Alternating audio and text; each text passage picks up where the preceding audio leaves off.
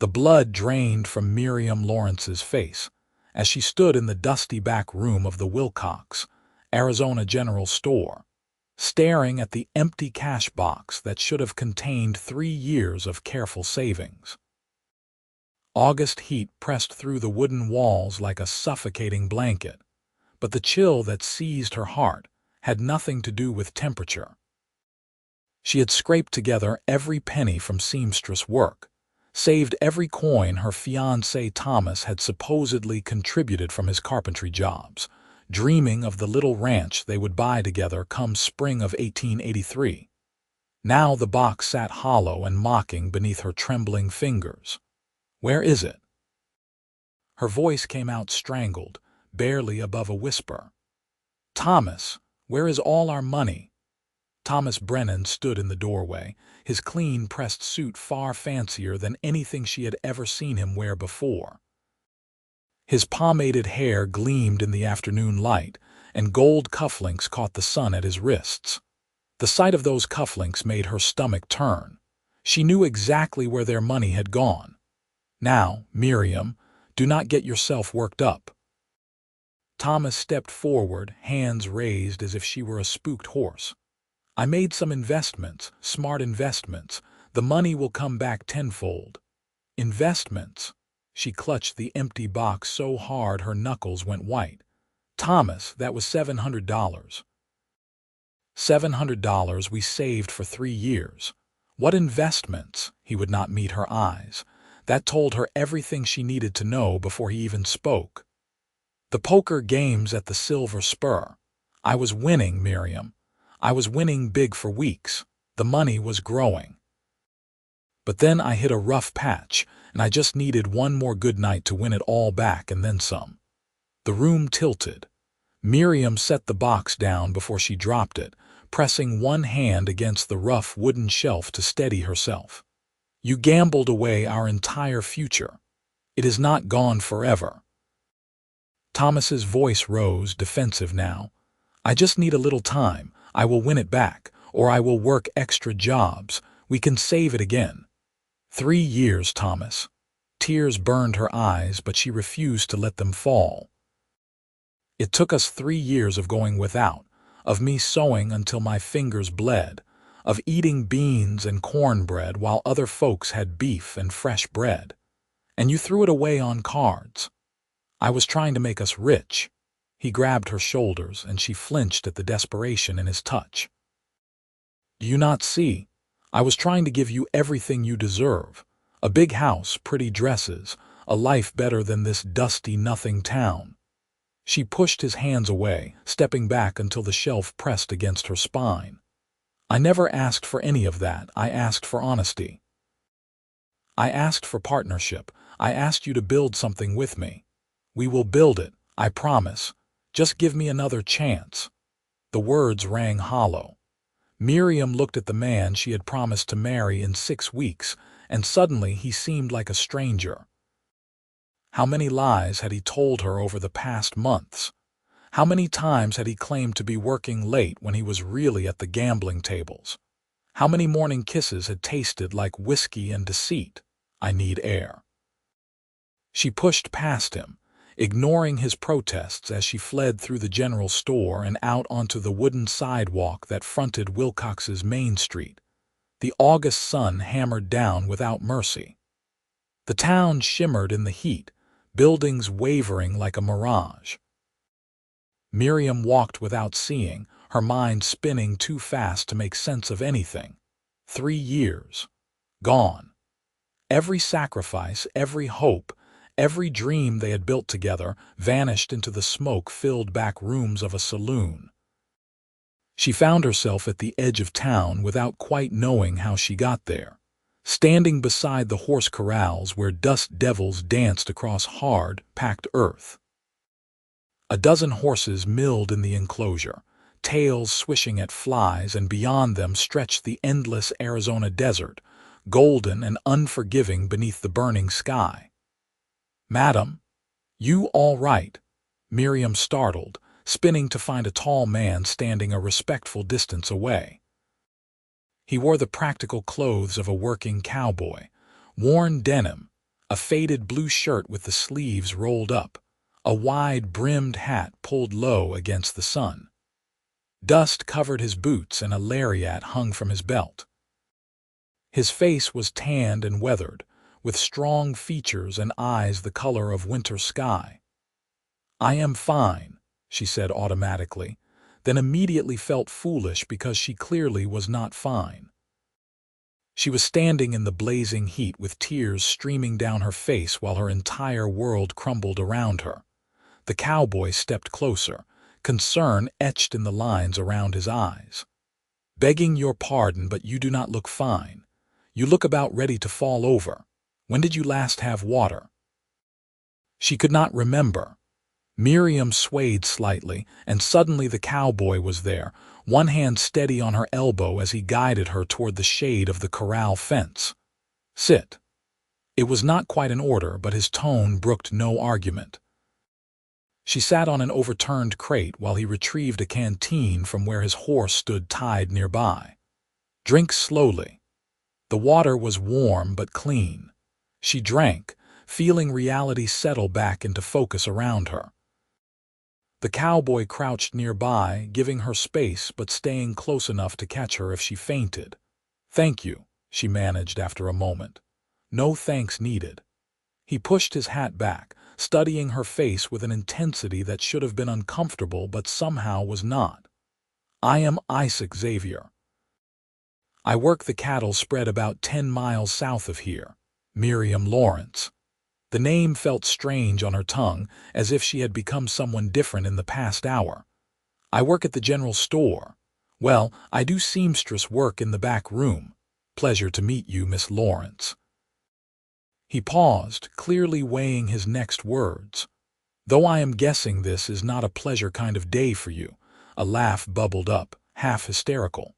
"You could say that." Isaac settled onto the ground beside her crate, apparently content to wait in companionable silence. He had a stillness about him that Miriam found strangely calming.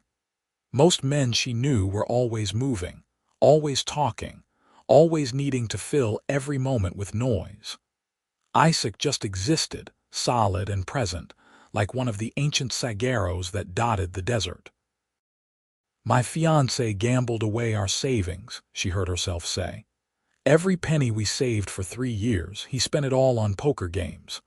Isaac's jaw tightened, but his voice stayed level. "That is a hard thing. $700. The number still seemed impossible. Gone, just gone. "He's sorry," he says he is. "He says he will win it back or save it again." Miriam twisted her hands in her lap, staring at the simple ring on her finger. Thomas had given it to her last Christmas, promising it was just temporary until he could afford something better. Now she wondered if he had stolen the money for this ring from their savings too. "But I do not believe him anymore. I do not think I even know who he is." Isaac was quiet for a long moment. When he spoke, his words were careful but firm. "In my experience, a man who lies about money will lie about other things too. And a man who gambles away his woman's future does not value her the way he should. We are supposed to get married in 6 weeks. Are you still planning to?" The question hung in the hot air between them. Miriam looked down at her ring, at the small garnet stone that glittered like dried blood. "I do not know. Everything I planned, everything I worked for, it all depended on that money. We were going to buy a little ranch, start a life together. Without it, I have nothing, I am nothing.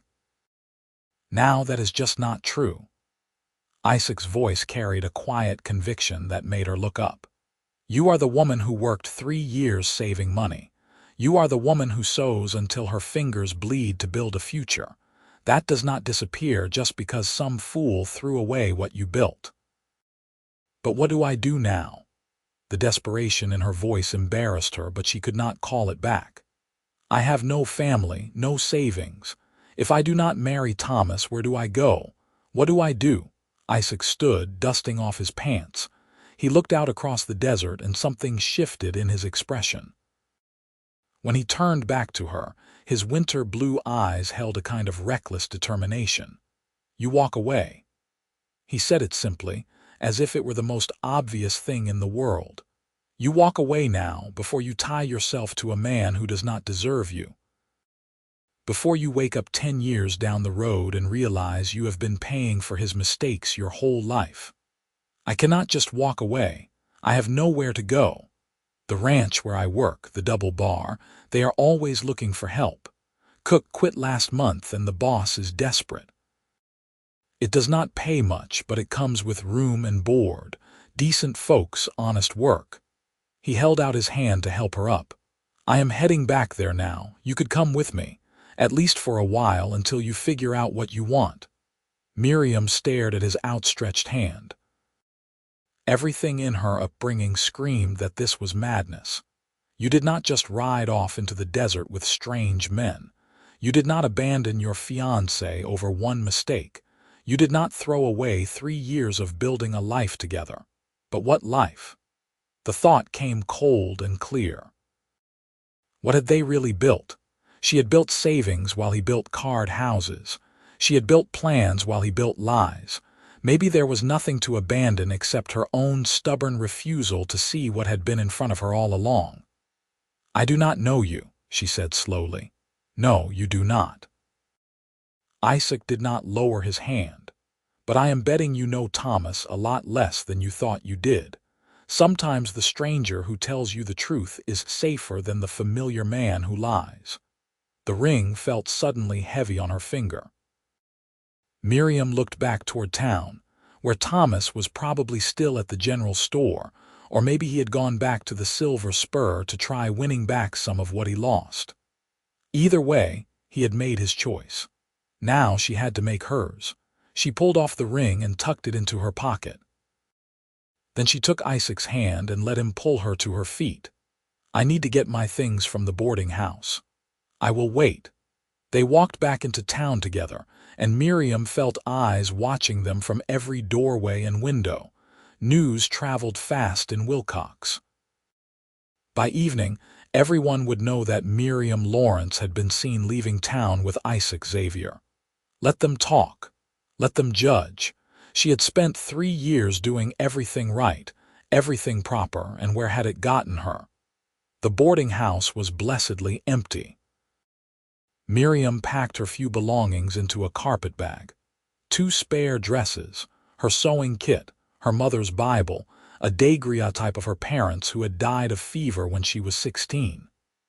Everything she owned fit into one small bag. The realization should have been depressing, but instead it felt oddly liberating. She left the ring on the dresser with a note for Thomas. It said simply, I am walking away now. Do not look for me, Miriam. Isaac was waiting outside with his horse, a sturdy bay gelding with kind eyes. He secured her bag behind his saddle, then mounted and offered her his hand again. You ever ridden before? Not much. Miriam's experience with horses consisted of the occasional wagon ride. It is not far. Just hold on to me and the horse will do the rest. She took his hand and let him pull her up behind him. The saddle felt precarious and strange, and she had to wrap her arms around Isaac's waist to stay balanced. His shirt smelled like sun-dried cotton and honest sweat, nothing like Thomas's cologne. They rode out of Wilcox as the sun started its slow descent toward evening. Miriam did not look back. The desert landscape rolled past in shades of gold and rust. Mountains rose in the distance, purple shadows against the endless sky.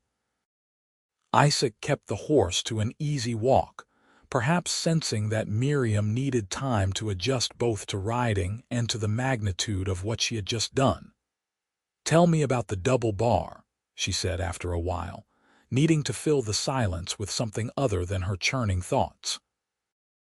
It is a good outfit, Isaac replied. Couple thousand head of cattle, decent water supply from a spring-fed creek.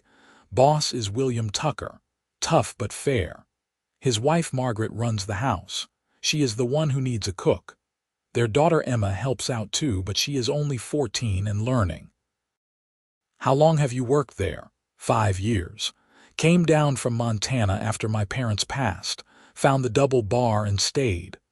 What do you do there? Whatever needs doing. Mostly I work the cattle, break horses when we get new ones in, fix fences, that sort of thing. He paused.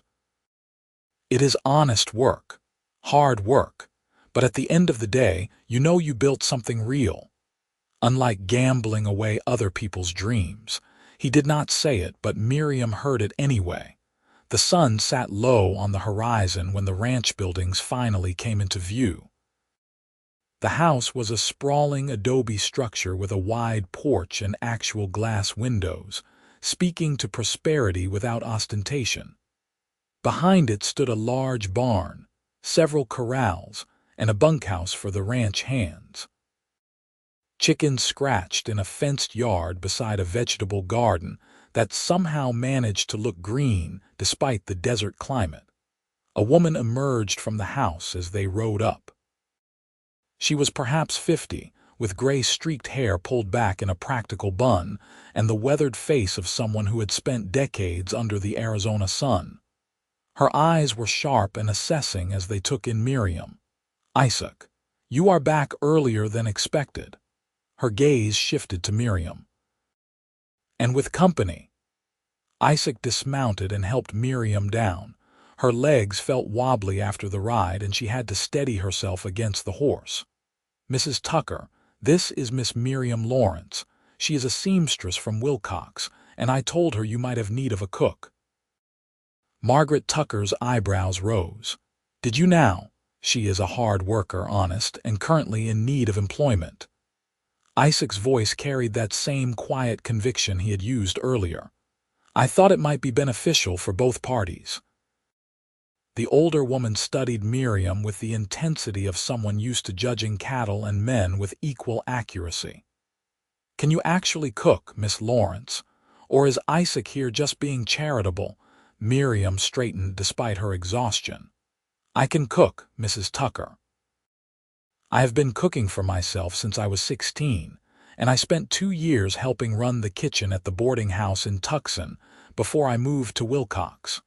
I am not fancy, but I can make good, hearty food that will stick to a working man's ribs." Margaret circled her slowly. "Why did you leave the boarding house in Tucson?" "My fiancé at the time convinced me to move to Wilcox with promises of starting our own restaurant." The lie came easily, close enough to the truth to be believable. "That did not work out. Men and their promises." Margaret's expression softened slightly. "And this fiancé, no longer my fiancé." "I see." The older woman glanced at Isaac, who stood silently beside his horse, carefully not interfering. "Well, Miss Lawrence, I do need a cook. The men are threatening mutiny if they have to eat my husband's attempts at biscuits for another week. The position pays $20 a month plus room and board. You would have your own small room off the kitchen, and you would be responsible for 3 meals a day for the family and whatever hands are eating at the house. We have 8 men on payroll, but most take their meals in the bunkhouse except Sundays. Does that suit you?" $20 was not much, but it was honest money and a place to sleep. More importantly, it was independence. "Yes, madam, that suits me fine." "Good. Isaac, show her where to stable your horse, then bring her back to the house." "Supper is in an hour, Miss Lawrence, and I expect you to start earning your keep immediately." It was not a warm welcome, but it was a fair one. Miriam followed Isaac to the barn, her carpetbag clutched in one hand. Inside, the building smelled of hay and horses, clean and earthy. Isaac showed her where everything was kept, speaking in the same calm, measured tones he had used all day. "Thank you," Miriam said as he finished unsaddling his horse. "For everything. You did not have to help me." Isaac looked at her over the horse's back, his eyes serious in the dim barn light. "Yes, I did. A man does not just walk past someone in trouble and pretend he did not see it. Still, I will pay you back somehow.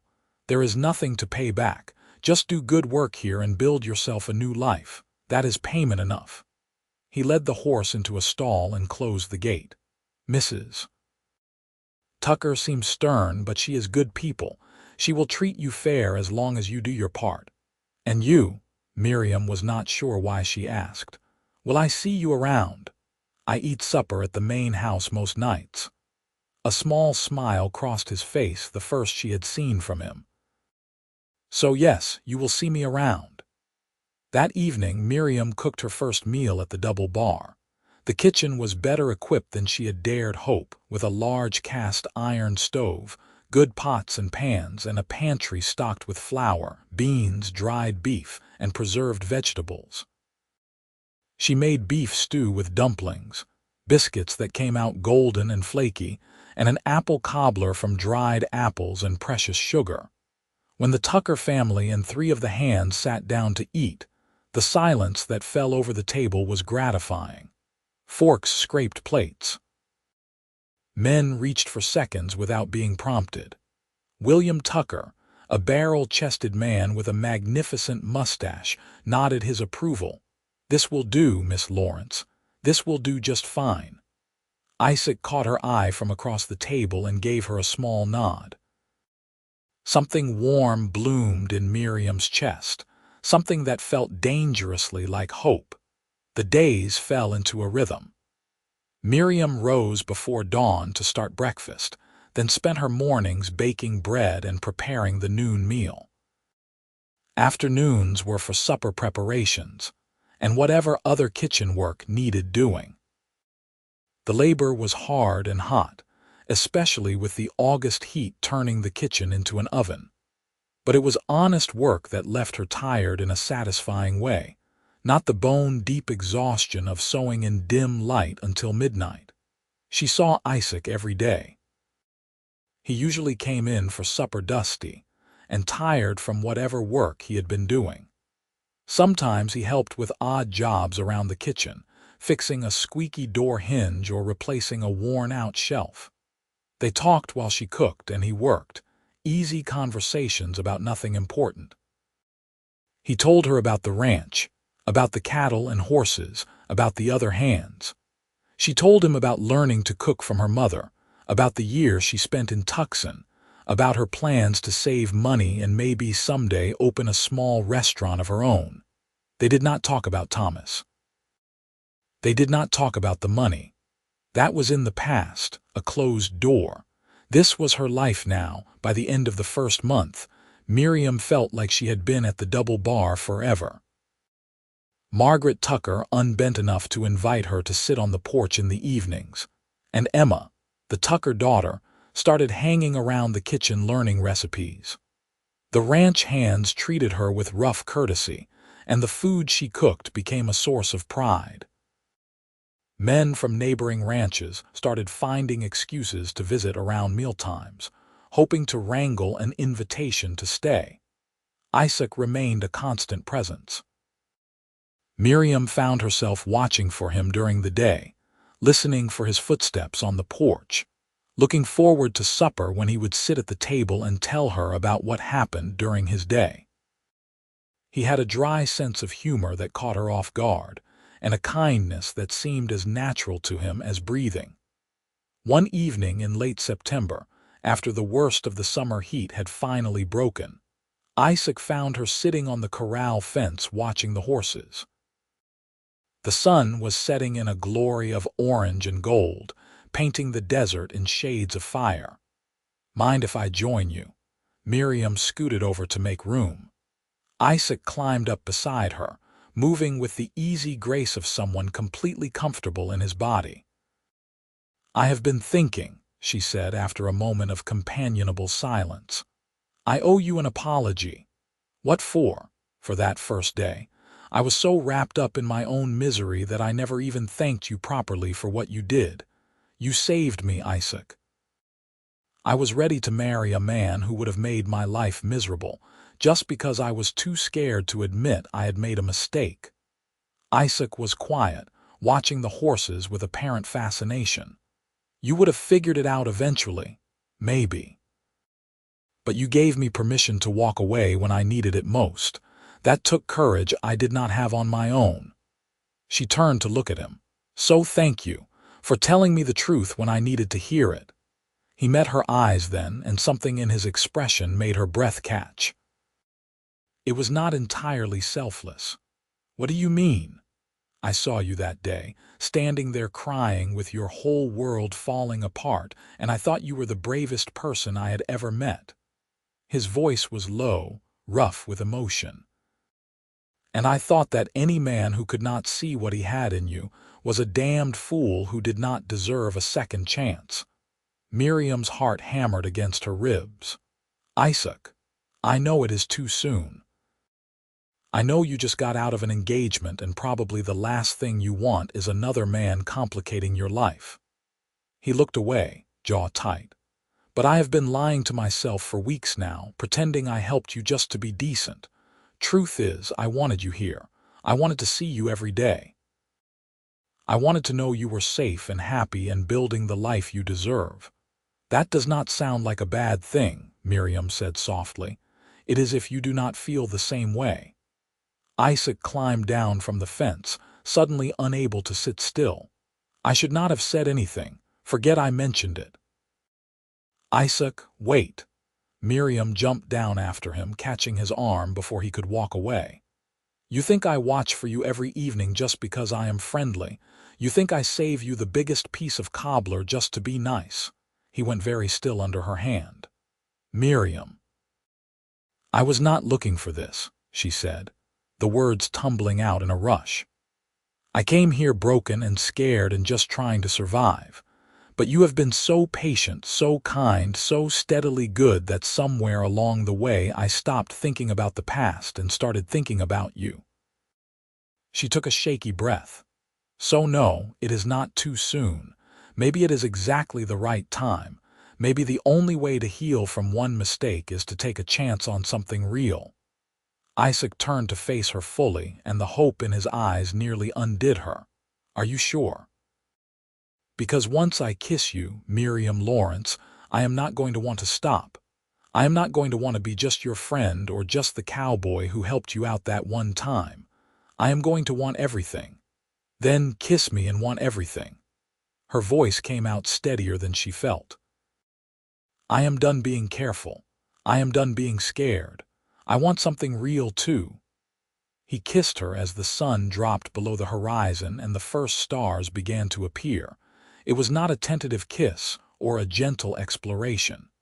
It was the kiss of a man who had been holding himself back and finally let go.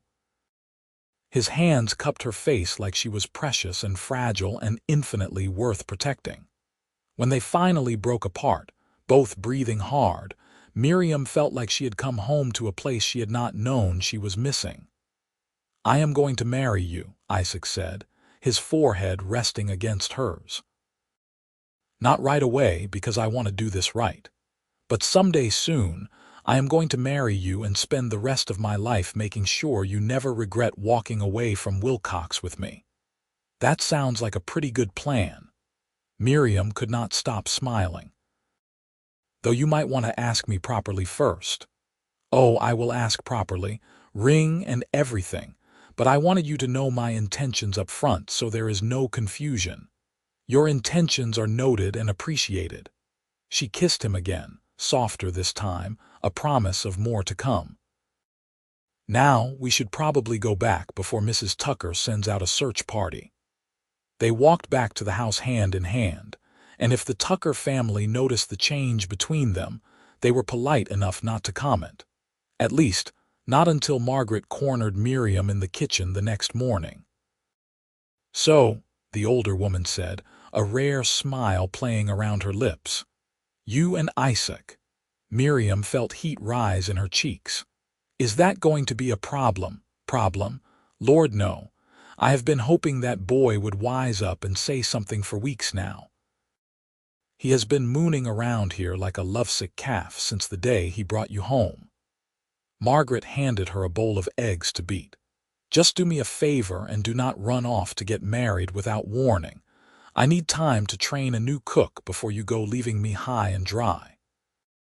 I am not going anywhere, Mrs. Tucker, at least not for a while. Good. The older woman patted her shoulder. And Miriam, I am glad you decided to walk away from that other fellow. Isaac is worth 10 of him. As autumn deepened into winter, Miriam and Isaac courted with the patience of people who knew what they wanted and were not in any hurry to rush it. They took walks in the cool evenings after supper. He taught her to ride properly, patiently coaching her through her nervousness until she could sit a horse with confidence. She made his favorite meals and saved him the corner pieces of cornbread because they were crispier. In November, Isaac took her into town on her day off. Not Wilcox, they had silently agreed to avoid that place, but to Benson, a larger town about 20 miles north. He bought her a new dress, forest green calico that brought out the color in her eyes. She bought him a new hat to replace the battered one he wore. They ate lunch at a restaurant where she mentally cataloged everything on the menu, noting what was good and what she could make better. On the ride back, Isaac pulled the horse to a stop on a rise overlooking the ranch. The afternoon sun painted everything golden, and the wind carried the scent of sage and creosote. "I have been saving money," Isaac said without preamble. "For about 4 years now. Nothing like what you had saved, but enough to matter. There is a small parcel of land that borders the double bar on the south side. 50 acres with water rights and a good spot for a house. Mr. Tucker said he would sell it to me at a fair price when I was ready." Miriam's heart started beating faster. "Why are you telling me this?" "Because I want to know if you would help me build something there." He dismounted and lifted her down beside him, then pulled a small box from his pocket. "I know we have not been courting that long. I know proper folks would say we should wait longer, but I also know that I love you, Miriam. I have loved you since the day I found you crying by the corrals and decided right then that I would do anything to take that sadness out of your eyes." He opened the box. Inside was a simple silver band with a small turquoise stone. "It is not fancy," Isaac said, suddenly looking nervous. "But turquoise is supposed to bring happiness and good fortune, and the silver was my mother's. I had the jeweler in Benson make it into a ring. It is perfect." Miriam's eyes burned with tears, but these were happy tears, nothing like the bitter ones she had cried 4 months ago. "Yes, Isaac. Yes, I will marry you. Yes, I want to build something with you." He slipped the ring onto her finger and it fit like it was made for her. Then he was kissing her again, and she was laughing and crying at the same time, thinking about how different this moment was from when Thomas had given her a ring. That had felt like an ending, a commitment that trapped her. This felt like a beginning, like a door opening onto endless possibility. They were married in the Double Bar Ranch house on a cold January morning in 1884. Margaret Tucker organized everything with military efficiency. Emma decorated with winter greenery and ribbons. William Tucker walked Miriam down the aisle since she had no father to do it. The circuit preacher performed the ceremony in front of the fireplace, while a dozen ranch hands and neighboring families looked on. Miriam wore the green calico dress Isaac had bought her, and he wore his new hat. When the preacher said they could kiss, Isaac dipped her back like they were dancing, and the room erupted in cheers and laughter. The celebration lasted all day. People brought food and fiddles. They pushed back the furniture and danced until the floors shook. Miriam danced with Isaac, with William Tucker, with all the ranch hands, until her feet ached and her sides hurt from laughing. This was what a wedding should feel like, she thought. Joy without reservation, celebration without doubt. That night, in Isaac's room in the bunkhouse, now their room until the house was built, he held her close and whispered promises into her hair. Promises of faithfulness and partnership and love that would weather whatever storms came their way. She believed every word.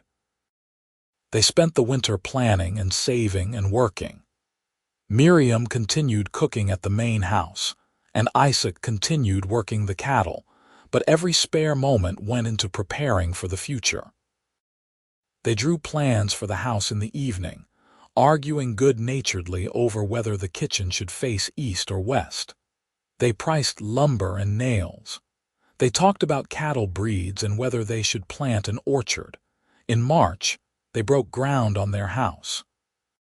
Friends and neighbors came to help with the building, and the structure rose from the desert floor like a dream made solid. It was not large or fancy, just 2 rooms and a loft with a good solid roof and a stone fireplace. But it was theirs, built with their own hands and honest sweat. By May, the house was finished enough to move into, though there was still detail work to do. Miriam quit her position at the double bar with Margaret's blessing and a promise to help train the new cook, and began setting up her own household. She hung curtains in the windows and arranged her few possessions with care. Isaac built her a kitchen table and chairs, sturdy and simple, good for a lifetime of meals shared together. They bought 3 milk cows, a dozen chickens, and 20 head of cattle with the money they had saved. It was a small start, but it was a start. Their start, built on trust and hard work instead of lies and false promises. One evening that first summer in their own house, Miriam stood on the porch watching Isaac work with a new horse in the corral. The sun was setting in its usual glory, and the desert air had cooled to something almost pleasant. She thought about Thomas and where he might be now. Was he still in Wilcox, still gambling away money he did not have? Or had he moved on to find some other woman to fund his dreams? It did not matter. That life felt like it belonged to a different person, someone young and naive and desperate to be loved. She was not that person anymore. Isaac finished with the horse and walked toward the house, his shirt sticking to his back with sweat, his hat pushed back on his head. When he saw her watching, his whole face lit up with that smile he saved just for her. "What are you thinking about?" he asked when he reached the porch. "Everything." She moved into his arms, not caring that he was dusty and sweaty and probably smelled like horse. "Nothing. How lucky I am. How glad I am that I walked away that day. Best decision you ever made." He kissed the top of her head. "Second best," she corrected. "Best decision was letting you bring me home. Pretty sure those are the same decision." "Fine. Then best decision we both made." They stood there as the stars came out, 2 people who had found each other at exactly the right moment when both were ready to build something real. The desert stretched around them, vast and wild and full of possibility. By autumn, Miriam knew she was pregnant. She told Isaac one morning over breakfast, watching his face transform from confusion to joy to wonder in the space of a heartbeat. "Are you sure?" "As sure as I can be. I have missed 2 months now, and I am sick every morning like clockwork." He came around the table so fast he almost knocked over his chair, pulling her into a hug that lifted her feet off the floor. "We are having a baby. We are having a baby. Careful," she laughed against his chest. "You are going to jostle it loose. Babies do not work that way." But he set her down gently, his hands moving to her still flat stomach with reverent care. "How are you feeling? Are you all right? Do you need to rest? I need you to stop fussing like a mother hen. I feel fine." "Well, fine except for the morning sickness, but that will pass." It did pass, and the rest of the pregnancy proceeded without complication. Miriam continued working around their small ranch, though Isaac watched her like a hawk and refused to let her lift anything heavier than a frying pan. Their neighbors checked in regularly, and Margaret Tucker became a font of pregnancy wisdom, having raised 4 children of her own.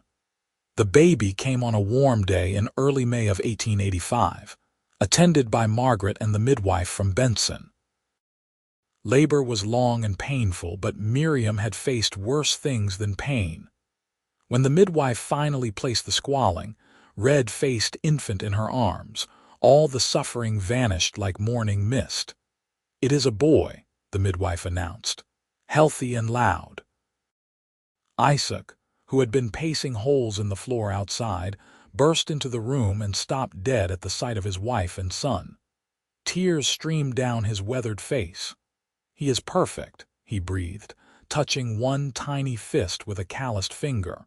"He is absolutely perfect." They named him Samuel, after Isaac's father. He had his father's blue eyes and his mother's dark hair, and from the first day he ruled their household with tiny, imperious demands for food and attention. The years that followed were not easy, but they were good. The ranch grew slowly but steadily. They added more cattle, built a larger barn, fenced more pasture. Miriam started a garden that flourished with careful tending, providing vegetables for their table and extras to sell in town. Isaac broke and trained horses on the side, developing a reputation for gentle methods that produced reliable mounts. Samuel grew into a sturdy toddler who followed his father everywhere, learning to ride almost before he could walk. When he was 3, a daughter arrived. They named her Charlotte, and she had her mother's green eyes and her father's stubborn determination. Life settled into a rhythm of work and family and slow prosperity. They were not rich by any measure, but they never went hungry. They had a roof that did not leak, clothes without holes, and enough money saved to weather bad years without panic. More importantly, they had trust. They made decisions together. They faced problems as partners. They built something real, something that would last. Sometimes, on quiet evenings when the children were asleep and the desert wind sang through the eaves, Miriam would think about that August day in Wilcox when her world had crumbled. She would think about the empty cash box and the garnet ring she had left behind. And she would feel nothing but gratitude for the disaster that had freed her from a life that would have slowly crushed her spirit. "What are you thinking about?" Isaac would ask, because he always knew when her mind wandered to the past. "How different things could have been," she would answer. "How close I came to making a terrible mistake. But you did not make it. You walked away." "You told me to walk away," she would correct. "I was ready to stay and suffer through it, too scared to choose anything else." "You were never that scared. You just needed someone to remind you how strong you were." He would pull her close, and she would rest her head on his shoulder, listening to the steady beat of his heart. "You saved yourself, Miriam. I just happened to be there when you did it." Maybe that was true. Maybe she would have found her own way eventually. But Miriam preferred the version of the story where Isaac rode into her life at exactly the right moment, offering water and wisdom and a chance at something better.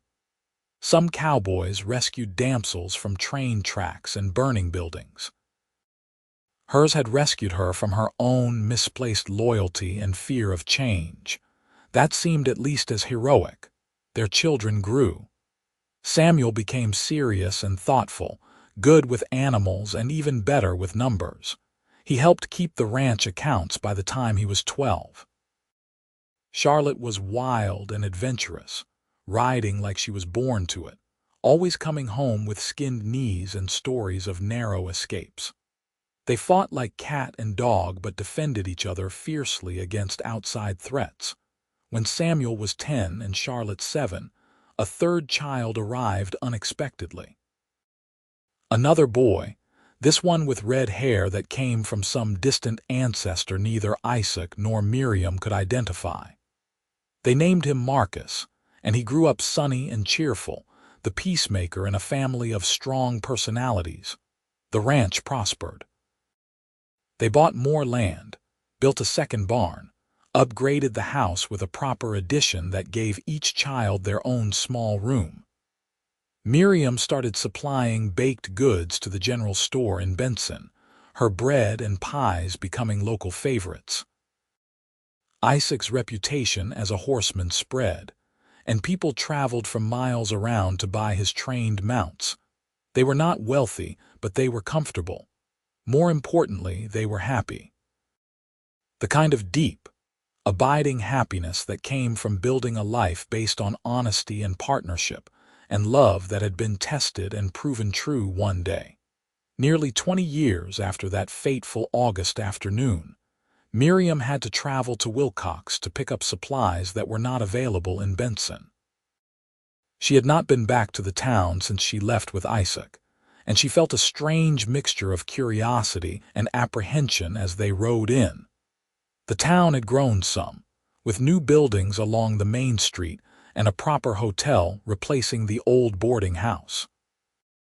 But it was still fundamentally the same place, dusty and small and trying hard to be important. While Isaac dealt with the feed store, Miriam walked down the street, looking at what had changed and what had stayed the same. The general store where she had once done seamstress work was still there, though with a different name painted on the sign. The Silver Spur Saloon looked exactly as she remembered, weather-beaten and slightly seedy. Miriam Lawrence. She turned to find a woman about her own age, dressed in a fashionable traveling suit that spoke of money. It took a moment to place the familiar features. Susan Mitchell. Susan had worked at the dry goods store when Miriam lived in Wilcox. Susan Harper now. The woman smiled, but it looked strained. "My goodness, it has been years. I thought you had died or run off to Mexico or something. You just vanished." "I moved away," Miriam said simply. "Found work at a ranch and never came back." "Well, you look wonderful, married."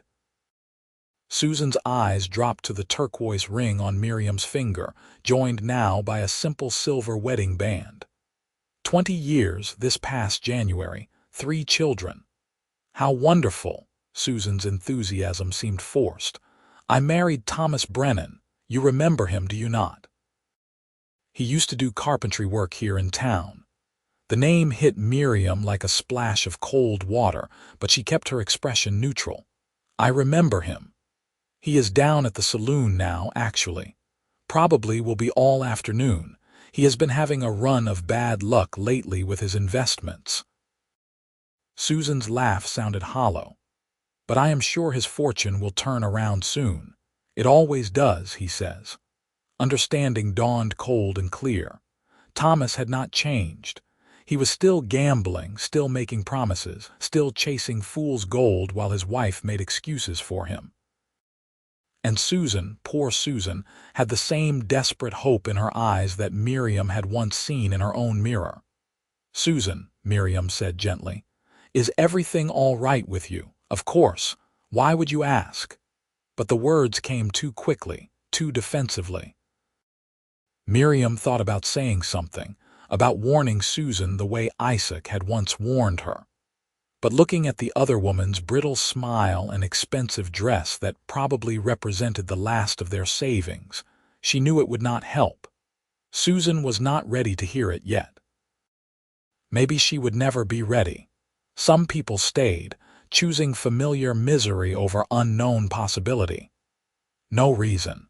It was good seeing you again, Susan. I hope everything works out for you."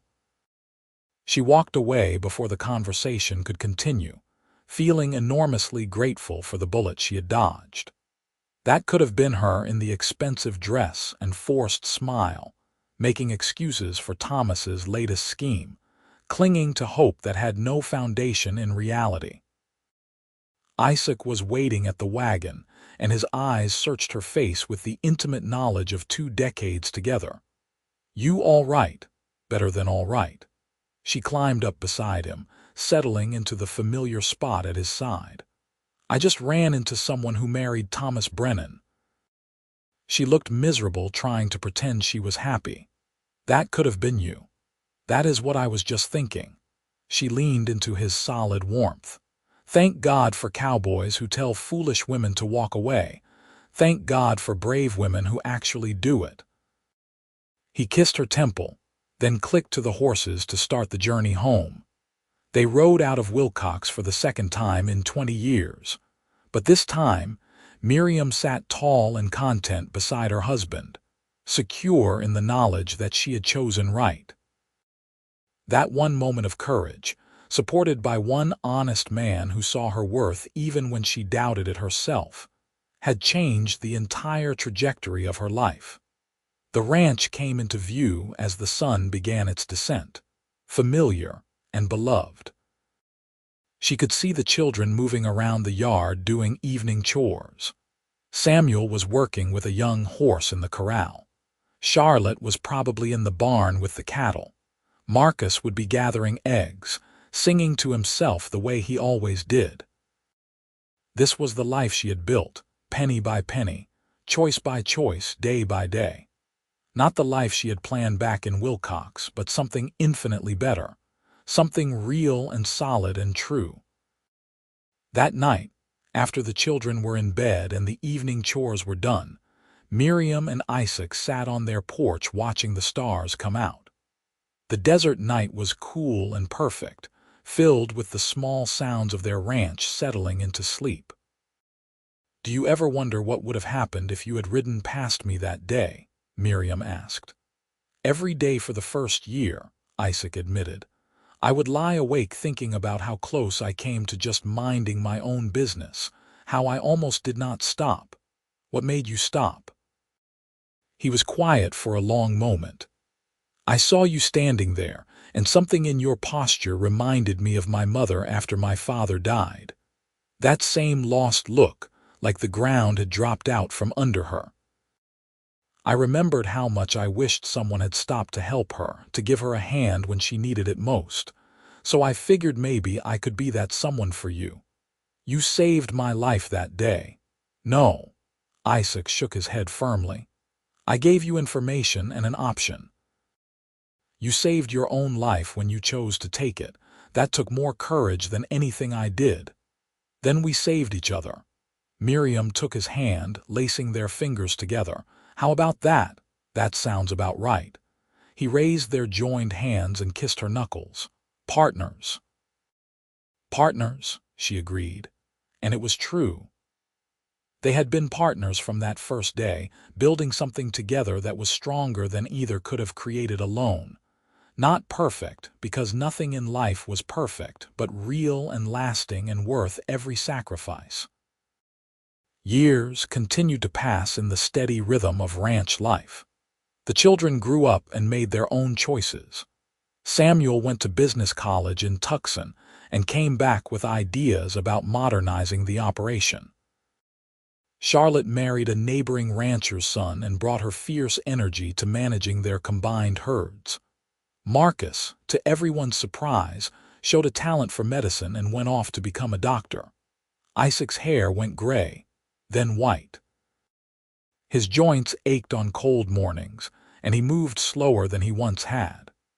But his hands were still gentle with horses and with his wife, and his eyes still held that same steady love that had seen her through so many storms. Miriam's hands showed the wear of decades of hard work, and her face carried the lines of laughter and worry and countless days under the desert sun.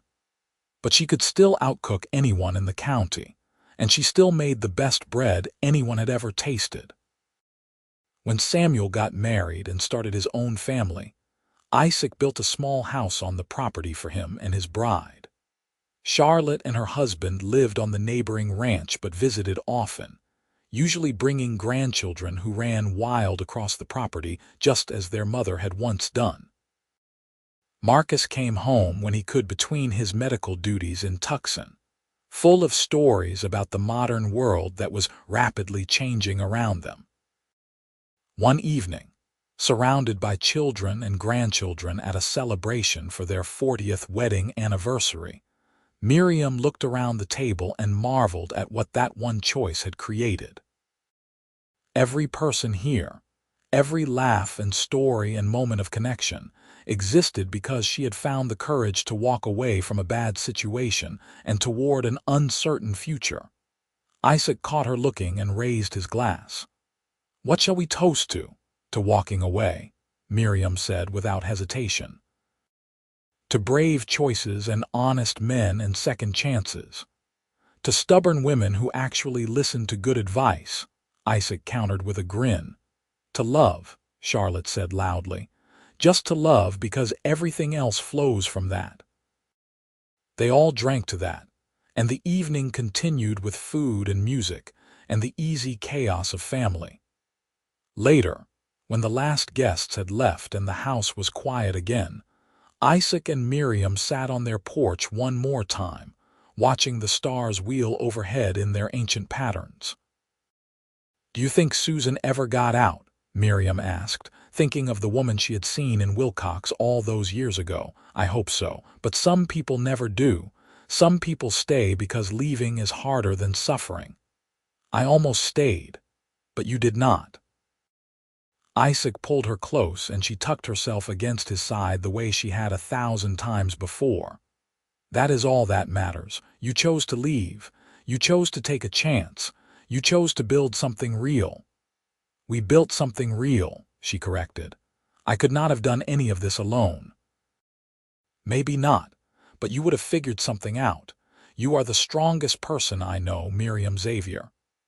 The name still gave her a little thrill, even after 40 years. Miriam Xavier, not Miriam Brennan, slowly dying inside a marriage built on lies. But Miriam Xavier, partner and wife and mother and grandmother, builder of something that would outlast them both. They sat in comfortable silence, two people who had weathered 4 decades together and come out stronger for it. The desert wind sang through the eaves, and somewhere an owl called to its mate. The ranch lay peaceful around them, testament to what could be built from honest labor and true partnership. "I love you," Miriam said, "because some things never got old to say." "I love you too," Isaac replied, "because some things never got old to hear. Best decision I ever made, stopping to help that crying woman by the corrals." "Second best," she corrected with a smile. "Best decision was asking her to marry you. Pretty sure those are connected decisions." "Fine. Then best decision we both made." It was an old argument, comfortable and well-worn. They would never agree on who saved whom, on who made the braver choice, on who loved more or better or first. But that did not matter. What mattered was that they had found each other at exactly the right moment, when both were ready for something real. Everything else was just details. The years turned gentle as they aged into their 60s. Isaac still worked with the horses when his joints allowed it, and Miriam still cooked for family gatherings that seemed to grow larger every year. They had 9 grandchildren by then, with 2 more on the way, and the ranch that had started with 50 acres and 20 cattle now sprawled across 200 acres with a respectable herd. One spring morning, Isaac did not wake up. He died peacefully in his sleep, his hand still clasped in Miriam's, his last breath a quiet exhale that sounded like contentment. The grief nearly broke her, but she held together for the children and grandchildren who needed her strength. They buried him on a rise overlooking the ranch, with a view of the desert he had loved and the land they had built together.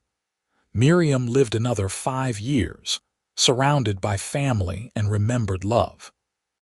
She stayed in the house Isaac had built, tending her garden and teaching her granddaughters to cook and telling stories about the old days to anyone who would listen. Her favorite story was always the same: how a cowboy had found her crying by the corrals and told her to walk away from a life that would have destroyed her. How that simple act of kindness had changed everything.